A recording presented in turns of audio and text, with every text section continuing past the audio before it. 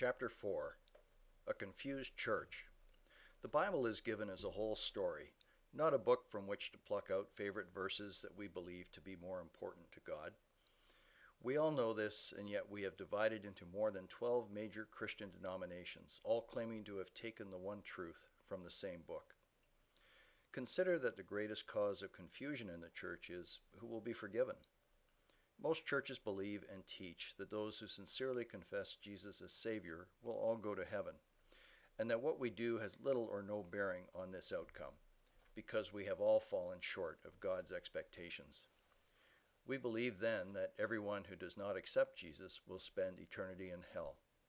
This is not what the Bible teaches. Some churches teach that all who God birthed onto this earth have an equal chance to know who Jesus is and confess him as their personal Savior, because God would never birth anyone on earth who would not have that chance.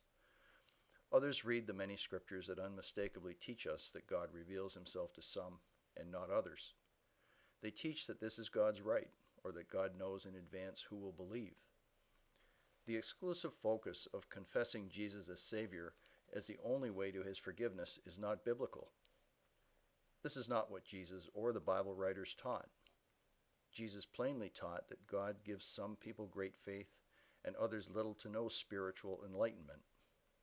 He warned us numerous times not to judge, but somehow we think we can or that we must. Who among us knows what measure of faith God has entrusted to or imparted to each of us? Who among us can judge a person as being blessed with a great measure of faith while failing to do very little with it? Who among us can inform a person with limited to no faith, but nothing but love in their hearts and caring for their neighbors as themselves, that they are doomed to hell? Can you and I judge a person's heart?